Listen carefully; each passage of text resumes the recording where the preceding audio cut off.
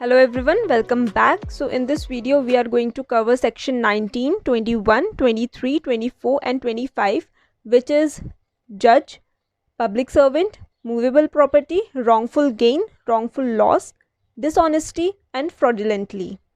तो हमारा सबसे पहला टॉपिक है डिफाइन जज. द वर्ड जज is defined in section 19 of IPC. मतलब जो वर्ड जज है वो डिफाइन किया गया है आईपीसी के सेक्शन 19 में. According to it, the word judge represents not only the person who is officially designated as a judge but also every person who is legally empowered to give a definitive judgment in any legal proceedings. मतलब हर वो person जिसके नाम के साथ जज word जुड़ा है वो तो जज है ही, लेकिन उसके अलावा हर वो व्यक्ति जिसे लॉ के माध्यम से पावर मिली है to give definitive judgement, that is also known as जज. डेफिनेटिव जजमेंट को अच्छे से समझते हैं तो इसका मतलब होता है फाइनल जजमेंट जो दोनों पार्टीज़ को बाउंड करता हो. इसका मतलब ये है कि लॉ ने जिसे एम्पावर्ड किया गया है कि वो डेफिनेटिव जजमेंट दे सकता है तो उसे भी हम जज बोलेंगे. जजमेंट का मतलब ये भी होता है कि ऐसा कोई भी जजमेंट जिसके खिलाफ अपील की जा सकती थी पर अभी तक उसके खिलाफ कोई भी अपील नहीं हुई है, अभी तक वो फाइनल डिसीजन है, तो वो भी डेफिनेटिव जजमेंट होता है. या फिर ऐसा कोई केस जिसमें हायर अथॉरिटी की परमिशन या कंफर्मेशन हो गई है तो वो भी एक डेफिनेटिव जजमेंट होता है. Thus, every such person is a judge who have the authority of giving final decision in any civil or criminal proceedings. मतलब हर वो व्यक्ति जज है जिसे लॉ ने ये पावर असाइन की है कि वो अपना जजमेंट सुना सकता है किसी भी सिविल या पनिशमेंट प्रोसीडिंग्स के अंदर. तो वो हम क्या कंसीडर करेंगे, उस व्यक्ति को एज अ जज मानेंगे. Then our next topic is public servant. जो पब्लिक सर्वेंट की डेफिनेशन है वो डिफ़ाइन की गई है अंडर सेक्शन 21 ऑफ आईपीसी. इसका फर्स्ट पॉइंट देखते हैं कि कौन कौन लोग पब्लिक सर्वेंट होते हैं.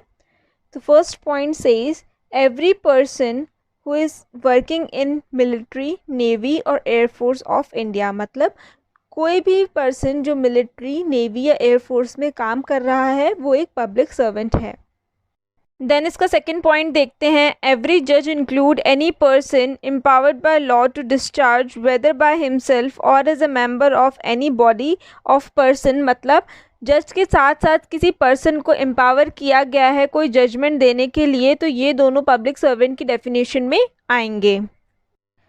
Then our third point says every officer of court of justice whose duty is to investigate or report any matter of law or facts or to make or keep any document or to take charge or to deposit any property, to execute any judicial process or to administrate any oath or to preserve orders in court, and every person specially authorized by a court of justice to perform any such duties. इसका मतलब क्या होता है, इसका मतलब ये है court ने किसी को अपॉइंट किया है एज अ लिक्विडेटर, रिसीवर या फिर कमिश्नर.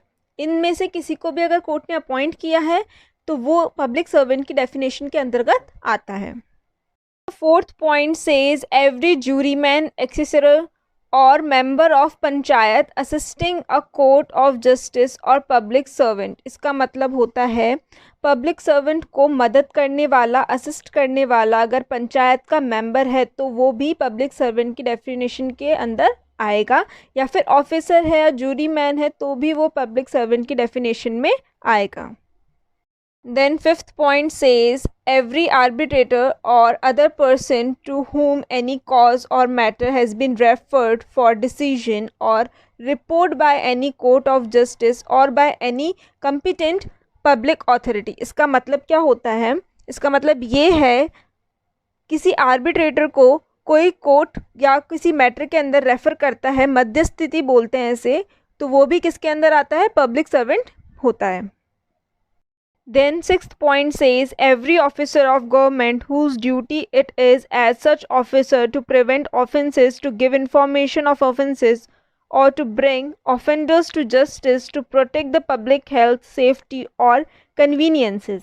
मतलब ऐसा ऑफिसर जिसकी ड्यूटी है पब्लिक हेल्थ को प्रोटेक्ट करना, पीस को प्रोटेक्ट करना या किसी पर्सन की या किसी व्हीकल की सेफ्टी को मेंटेन रखना, तो वो भी क्या है, गवर्नमेंट ऑफिसर है, पब्लिक सर्वेंट है। 7th पॉइंट क्या बता रहा है, every officers whose duty it is as such officer to take, receive, keep or expand any property on behalf of government। इसका मतलब क्या है, ऐसा पर्सन जिसको एम्पावर किया गया है कि वो गवर्नमेंट की तरफ से किसी प्रॉपर्टी को होल्ड कर सकता है, रिसीव कर सकता है, एक्सपैंड कर सकता है, तो वो भी पब्लिक सर्वेंट के डेफिनेशन में आता है। Then our 8th point says every person who holds any office in virtue of which he is empowered to prepare, publish, maintain or revise an electoral roll or to conduct an election or parts of any election। मतलब ऐसा person जो election conduct कराने के लिए empowered किया गया हो वो पब्लिक सर्वेंट है, या फिर ऐसा पर्सन जिसको electoral roll prepare, publish, maintain करने का या रिवाइज करने का काम दिया गया हो, तो वो भी पब्लिक सर्वेंट की डेफिनेशन में आता है।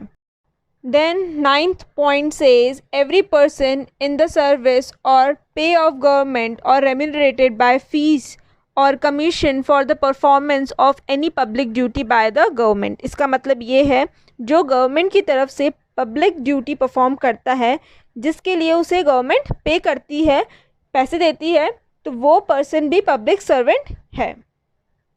Then our last point says every person in the service or pay of a local authority or corporation established by or under a central, provisional or state act or a government company as defined in section 617 of Companies Act 1956। इसका मतलब ये है 1956 के companies act के हिसाब से जो appoint किया हुआ पर्सन है गवर्नमेंट कंपनी में, पब्लिक सर्वेंट कहलाएगा। लोकल अथॉरिटी में वो सर्विस कर रहा है, जैसे म्यूनिसिपल कमिश्नर है, तो वो एक पब्लिक सर्वेंट है। अब हम देखते हैं third topic, and that is movable property. Movable property deals in section 22 of IPC. According to it the word movable property are intended to include corporal property of every description except land and things attached to the earth or permanently fix to anything which attach to the earth. इसका मतलब होता है movable property को हिंदी में बोलते हैं चल संपत्ति। तो मूवेबल प्रॉपर्टी वह संपत्ति होती है जिसे हम एक जगह से दूसरी जगह ले जा सकते हैं, उसे हम मूवेबल प्रॉपर्टी कहते हैं। जैसे cash, jewellery, furniture, vehicle etcetera, जिसे हम कभी भी कहीं भी अपनी सुविधा अनुसार एक जगह से दूसरी जगह ले जा सकते हैं। जो संपत्ति भूमि से जुड़ी हुई नहीं होती तो उसे हम बोलते हैं मूवेबल प्रॉपर्टी। अब देखते हैं हमारा फोर्थ टॉपिक जो है wrongful gain. According to it, wrongful gain is a gain by unlawful means of property to which the person gaining is not entitled to it, legally entitled to it। मतलब भारतीय दंड संहिता की धारा 23 के अनुसार, मतलब according to section 23 of IPC, wrongful gain ऐसा gain है जिसका वो पर्सन लीगली हकदार नहीं है। टॉपिक 5 जो है wrongful loss। Wrongful loss is defined under section 23 of IPC. According to it, wrongful loss is a loss of property by means against law to which the person is legally entitled to it। इसका मतलब होता है जिस काम को आपने किया है उस काम से होने वाला फ़ायदा किसी और को मिल गया, जबकि वो फ़ायदे के हकदार आप थे। अब जैसे रॉन्गफुल गेन और रॉन्गफुल लॉस हमने पढ़ा, इसको थोड़ा कंफ्यूजिंग लग रहा होगा, तो हम इसे एक एग्जाम्पल के थ्रू क्लियर करते हैं। पहले मैंने इसलिए इसको अच्छे से डिफ़ाइन नहीं किया था क्योंकि मुझे अब इन दोनों को एक साथ आपको समझाना था। मान लीजिए आप गए मैंगोज़ के एक फार्म में, वहाँ जाकर आपने उस फार्म के ओनर के बिना परमिशन लिए, बिना उसे कुछ पे करे, आप वहाँ से मैंगोज़ उठाकर ले आए अपने साथ। तो क्या हो रहा है, आपको, आप लीगली एंटाइटल नहीं उन मैंगोज़ के लिए, तो आपको क्या हो रहा है, रॉन्गफुल गेन हो रहा है, ठीक है।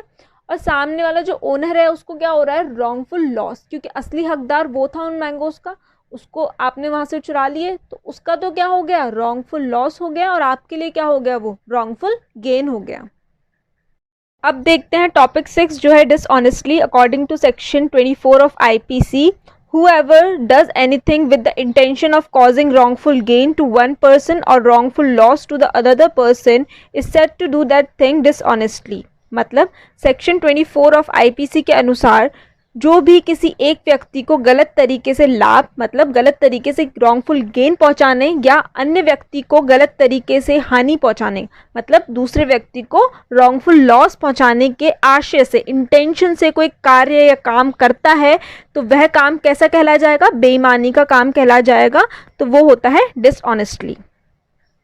देखते हैं हमारा लास्ट टॉपिक जो है fraudulently. It deals under Section 25 of IPC. According to it, a person is said to do a thing fraudulently if he does that thing with the intent to defraud but not otherwise. इसका मतलब है कोई person कपटपूर्वक मतलब fraud करते हुए अपनी या किसी अन्य व्यक्ति की किसी चीज़ या संपत्ति को छुपाएगा या फिर उसको छुपाने में उसकी मदद करेगा, सहायता करेगा, तो उसे हम क्या बोलते हैं? फ्रॉडुलेंटली बोलते हैं। आई होप आपको सारे सेक्शंस और टॉपिक्स अच्छे से क्लियर हो चुके होंगे। So do like this video, share this video and subscribe to my channel. Thanks for watching.